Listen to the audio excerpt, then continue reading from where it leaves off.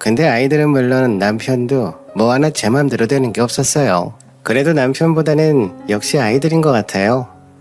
혼자서 아이 셋을 키우는 게 벅찰 때도 있지만 남편한테 보내고 왔으면 두고두고 후회했을 것 같아요. 예전에는 아이들을 남편한테 보내야 되나 고민할 때도 있었거든요. 근데 그러지 않길 잘한 것 같다는 생각이 들어요. 저랑 남편은 서울에 있는 연구소에서 처음 만나게 됐어요. 저는 그때 정규직으로 일하고 있었고 남편은 1년 계약직으로 일하러 온 거였죠. 근데 제 후임이 임신해서 휴직을 하는 바람에 저랑 같이 일하게 됐어요. 매일 붙어서 일하다 보니 조금씩 호감이 쌓이기 시작했습니다. 그리고 사람이 괜찮다고 느꼈던 적이 많았어요. 같이 일을 할 때 굳은 일들도 본인이 직접 한다고 나서는 적도 많았거든요. 저희는 연구소다 보니 위험한 물질도 많은데 제가 그 작업을 할 때마다 본인이 대신하겠다며 많이 도와줬습니다. 그렇게 한 6개월 정도 일하니 남편 계약이 끝나갈 때가 되었습니다. 그렇게 늦게 저희는 교제를 시작하게 됐어요. 근데 뭐가 그렇게 불같은지 아이를 갖게 됐습니다. 그때 제가 더 조심했어야 됐는데 오랜 기간 만난 것도 아니고 사귄 지는 얼마 되지도 않아서 아기가 생겨버렸습니다. 너무 당황스러워서 부모님께 어떻게 말해야 되나 고민이 되었죠. 그리고 당장 이 아이를 낳아서 키워야 하나에 대해서도 고민이 많았습니다. 그래서 어떻게 하면 좋을지 남편한테 물어봤죠. 나 임신한 것 같아. 아니, 나 임신했어. 어떡하지? 아직 초기니까 그냥 지금이라도 산부인과에 빨리 가서. 남편이 아무 말 안 하고 가만히 저를 쳐다보더니 괜히 무서운 마음이 들었습니다. 그리고 남편이 한마디를 꺼냈죠. 우리 낳자. 나는 당신이랑 결혼하고 싶었어. 만난 지 얼마 안 되기도 해서 말을 꺼내지 못한 거지. 이렇게 아이가 생긴 것도 나는 다 운명이라고 생각해. 나나 당신이라 그렇게 어린 나이는 아니잖아. 그러니 조금 급한 감이 있긴 하지만 결혼을 해도 좋을 것 같은데? 당신은 어떻게 생각해? 제가 임신한 사실을 얘기한 후 고민하는 것 같더니 남편은 빨리 결혼하자고 얘기했습니다. 그 말을 듣는데 저도 모르게 안심이 됐었나 봐요. 눈물이 계속 흘렀어요. 혹시나 책임지지 않으려고 하면 어쩌나 싶은 마음도 있었거든요. 다행히 결혼하자고 해줘서 고마웠죠. 그리고 이후에는 부모님의 큰 산도 남아있었습니다. 나름 착실하게 공부해서 회사원으로 일하며 나름 부모님의 자랑스러운 딸이었는데 그런 딸이 결혼도 하기 전에 아기부터 가졌으니 부모님께 실망을 끼쳐드릴 것 같아 걱정이 되었어요. 그래서 부모님께 어떻게 말을 꺼내야 되나 걱정했었는데 남편이 어차피 결혼 허락을 받아야 하니 본인이랑 같이 가자고 했습니다. 저희 부모님은 그 사실을 아시고는 노발대발하셨죠. 하지만 어쩌겠어요. 딸을 미혼모로 만들 수는 없잖아요. 그렇게 저희는 결혼하게 됐습니다. 결혼이 우선이다 보니 다른 것들을 신경 쓰지 못했어요. 그래서 신혼집은 결혼식 이후에 알아보게 됐죠. 결혼하기 전에는 시어머니가 저희 친정에 잘 보이고 싶은 마음에 저한테도 잘해주시고 친정 부모님 의견이 맞다는 식으로 말씀하셨거든요. 그런데 화장실 들어가고 나오는 게 다르다더니 결혼을 하고 나니 시어머니 태도가 바뀌었습니다.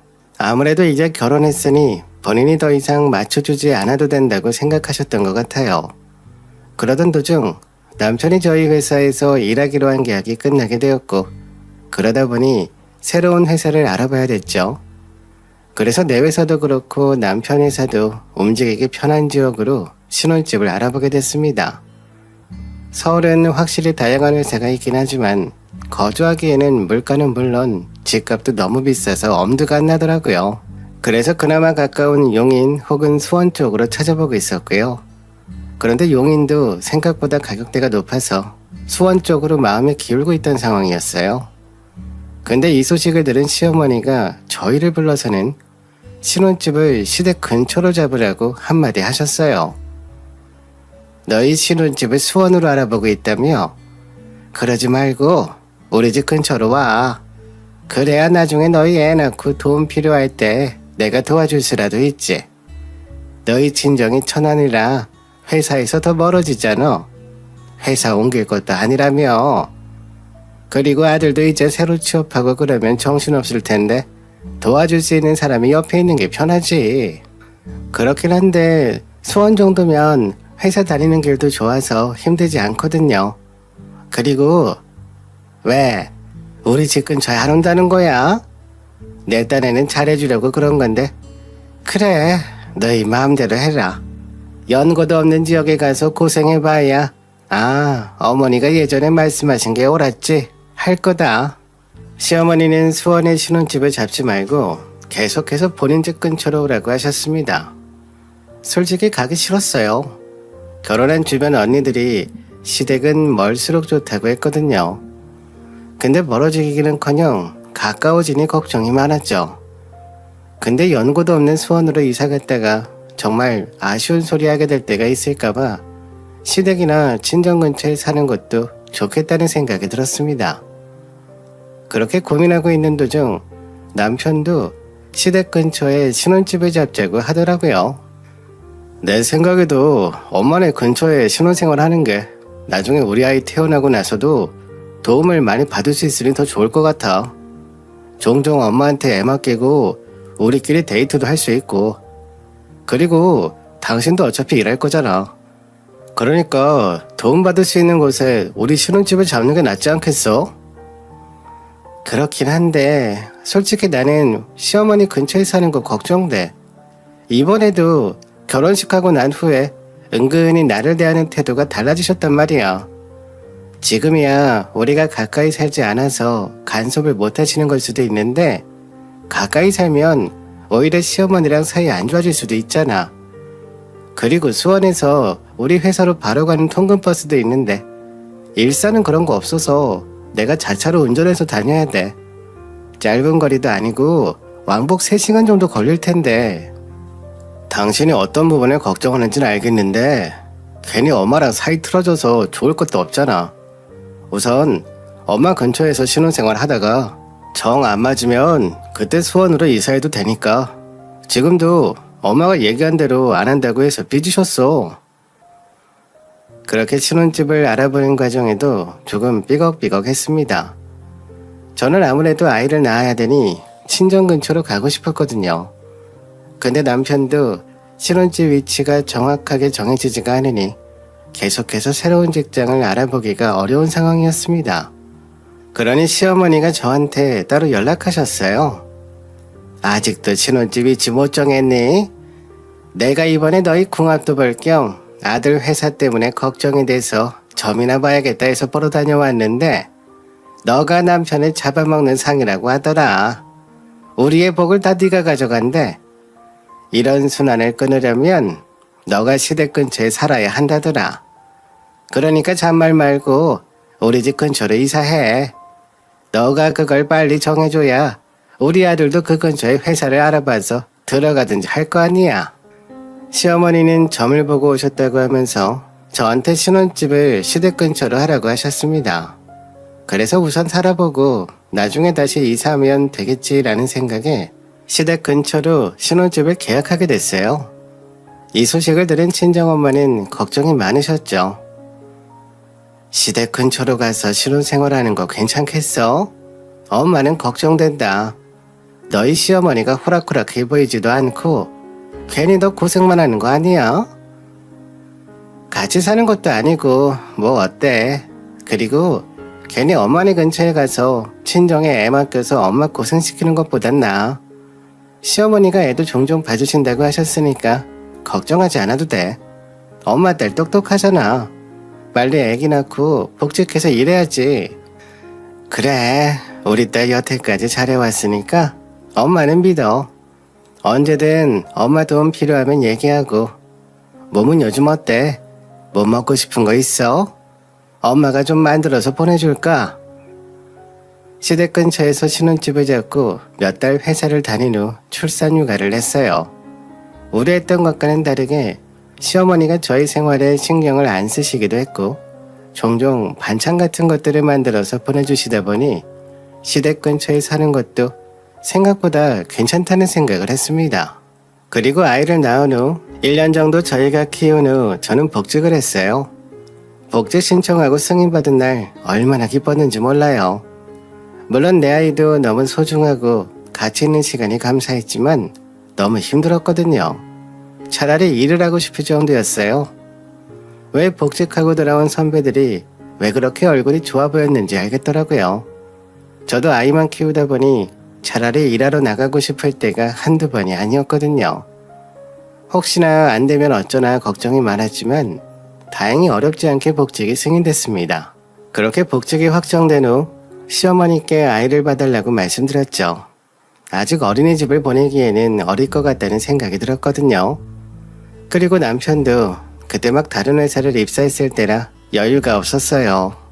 시어머니가 애를 안 봐주시면 애가 어린이집에 8시에 갔다가 7시에 와야 될 판이었죠. 큰애도 아니고 갓 돌진한 애다 보니 더 걱정이 되어서 시어머니께 도움을 요청했습니다. 어머니, 저 이번에 복지 신청 됐어요. 한 달 뒤부터 출근해야 되거든요. 제가 회사 가서 적응 좀 하고 난 뒤에는 시간을 조절할 거예요. 그러면 조금 일찍 출근해서 일찍 퇴근할 거거든요. 그때까지만 좀 봐주세요. 제가 차로 1시간 반 정도를 운전해서 출근하다 보니 아이는 아침에 남편이 데려다주고 갈 거예요. 뭐? 나보고 돌진한 애를 하루 종일 키우라고? 그걸 내가 어떻게 하니? 요즘 어린이집 잘 돼 있다며 거기다 보내. 내가 손주 때문에 하루 종일 발이 묶여야겠어? 네? 예전에 아이 낳으면 봐주신다고 해서 저희가 어머니 근처로 이사 온 거잖아요. 갑자기 이러시면 어떡해요. 그리고 이제 막 돌지났는데 어떻게 어린이집에 하루 종일 맡겨요. 어머니 너무하신 거 아니에요? 에이 그거야 주말에 길어야 2-3시간 정도 봐준다는 거지. 이렇게 일주일 내내 봐준다고는 말 안 했다. 그리고 나 다리 아파서 골골대는 거 너도 뻔히 알면서 어떻게 나한테 손주를 맡길 수가 있니? 너네가 더 너무한 거 아니야? 너무 당황한 마음에 남편한테 당장 어떻게 할 거냐고 물어봤습니다. 그때 이사 올 때 남편이 시어머니가 애 봐주시기로 했다고 했었거든요. 그래서 저도 나중에 도움을 받아야 할 수 있으니 시댁 근처로 오는 걸 동의한 건데 이제 와서 말이 달라지니 당황스러웠죠. 시어머니가 우리 애 못 봐주시겠대. 나는 한 달 뒤에 복직해야 되는데 어떡할 거야? 그럼 우선 어린이집 보낼 수 있는지 먼저 알아보자. 당신 직장 내에도 어린이집 있지 않아? 그리고 우리 집 근처에 있는 어린이집도 한번 알아보자. 나도 엄마가 못 봐주신다고 할 줄 몰랐네. 그런데 어쩌겠어. 아무래도 나이가 있으시니까. 아니면 장모님한테 연락해볼까? 장모님도 뭐 하시는 일 없으시잖아. 평일에 애 맡기고 주말에만 우리가 데려와서 보는 건 어때? 뭐? 우리 엄마한테 애를 맡기자고? 이럴 줄 알았으면 우리가 신혼집을 일산으로 안 했지. 어머니가 애 봐주신다고 해서 우리가 일산으로 오게 된 거 잊었어? 우리 엄마가 애들 봐주실 거라고 했으면 친정 근처로 신혼집을 잡았겠지. 그때 내가 천안이 우리 회사 오기 더 편하다고 얘기했잖아. 너무 화가 났지만 남편만 잡는다고 상황이 해결되는 것은 아니어서 아이를 맡길 수 있는 곳을 찾아봤습니다. 다행히 한 군데 자리가 있더라고요. 영아 어린이집이기도 해서 어린아이들 위주로 봐주신다고 하고 마침 빈자리가 있어서 이번 달에 들어와서 적응하면 될 것 같다고 하셨습니다. 다행히 복직에는 문제가 없을 것 같아 안심했고요. 아침 7시 반부터 보육을 시작해서 저녁 9시까지 봐주신다고 하더라고요. 저희는 남편이 출근할 때 8시에 맡기고 남편이 야근을 안 하면 6시쯤 아이를 데려오고 남편이 야근을 하거나 출장을 간 날에는 제가 어린이집에 7시에 가서 아이를 데려왔습니다. 그러다 보니 출근하거나 퇴근하면 벌써 체력이 방전되었지만 그래도 해야 할 일들이 남아있으니 꾹 참고 했죠. 이런 피로감들이 계속 쌓이니 결국 저는 과로로 쓰러졌습니다. 회사에서 앉아서 일하다가 누가 부탁할 일이 생각나서 벌떡 일어났는데 눈앞이 캄캄해졌어요. 그때는 순간 꿈인가 라는 생각이 들었던 것 같아요. 그리고 눈을 뜨니 병원 천장과 울고 있는 엄마가 보였습니다. 아무래도 제가 갑자기 쓰러지게 되니 가족들한테 연락이 갔던 것 같아요. 근데 남편이 회의 중이라 전화를 못 받았었나 봐요. 그래서 저희 친정부모님께 연락이 간 거였죠. 제가 일어났을 때 남편이 아이는 시어머니한테 맡기고 혼자 헐레벌떡 병실로 들어왔습니다. 그리고는 다 같이 의사 선생님을 보게 됐어요. 검사 결과 알려드리려고요. 마침 가족분들이 다 오셨네요. 확인해보니까 과로로 인해서 갑자기 쓰러지신 것 같아요. 최근 무리를 좀 하셨나요? 2일 정도 수액 맞으시고 그 뒤에 집에 가셔서도 무리하지 말고 휴식을 취하시는 게 좋을 것 같네요. 의사 선생님의 얘기를 들은 후 친정어머니는 화가 난 나머지 남편한테 큰 소리로 한 소리 했습니다. 애 몸이 이렇게 되기까지 장서방은 도대체 뭐 한 거야? 이래서 내가 시댁 근처로 이사 간다고 했을 때 말린 거였는데 애가 얼마나 힘들었으면 회사에서 과로로 쓰러졌겠어. 장서방도 몰랐겠지. 장서방도 정신없을 테니 우선 우리는 먼저 집으로 갈 테니까 이번 주 주말에 장서방만 우리 집으로 들리게. 누워있는 제 앞에서 남편은 친정부모님께 한 소리 들었습니다. 근데 아무래도 사람들이 많이 있는 병실이다 보니 제대로 말을 못하셨다고 생각하셨나 봐요. 남편한테 주말에 친정으로 내려오라 하셨고요. 주말이 오기 전까지 남편은 얼굴빛이 좋지 않았어요. 그리고 저랑 같이 가는 것도 아니고 남편만 오라고 했으니까요. 그렇게 주말이 됐습니다. 남편은 죽을 상을 한 후 친정으로 떠났죠. 장인 장모님, 저 왔습니다. 제가 죄송한 마음에 장모님 좋아하시는 쿠키 사왔습니다. 지금 자네 웃음이 나오나? 애 낳고 체력이 얼마나 떨어지는데 애가 1시간 넘게 운전하면서 회사 다니고 그리고 집에 와서는 또 애 보고 얼마나 힘들었으면 그랬겠어. 맞벌이면 집안일도 애 보는 것도 반반해야지. 회식이란 거 갈 생각하지 말고 그 시간에 빨리 집에 와서 애나 봐.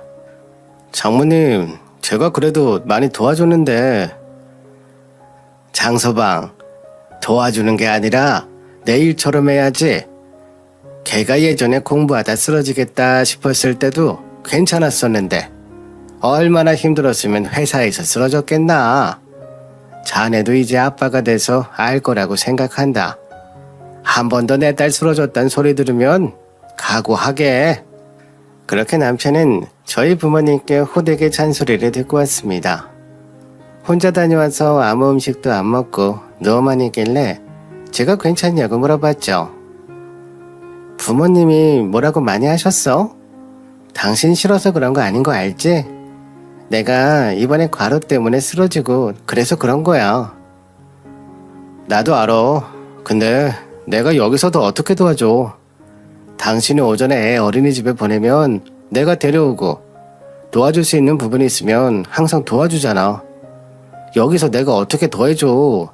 출장 때문에 못 데리고 온 날들이 있었던 것뿐이지 내가 이렇게까지 불려가서 장모님이랑 장인어른한테 혼나는 게 말이 돼? 이럴 거면 그냥 당신 회사 그만둬. 그리고 애나 봐. 뭐? 말을 왜 그렇게 해? 그리고 내가 회사 그만두면 당신이 나 버는 만큼 벌 수 있어? 당신이 능력이 안 되니 내가 애 가져서도 일한 거잖아. 그리고 당신이 지금 나보다 잘 벌어?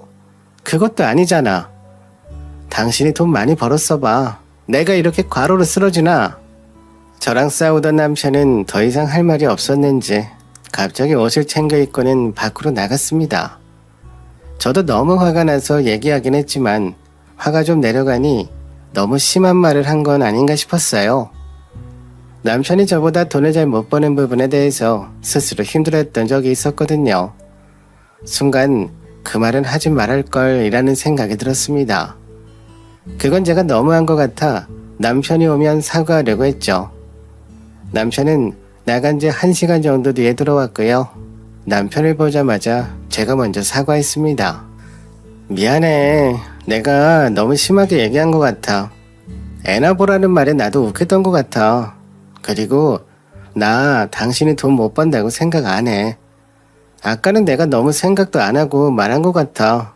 미안해. 아니야. 당신이 나보다 돈 잘 버는 거 사실인데 뭐. 내가 능력이 없어서 그런 건데 뭐. 그리고 나도 장모님이나 장인어른을 너무 이해 못한 것 같아. 만약 내 자식이 그랬으면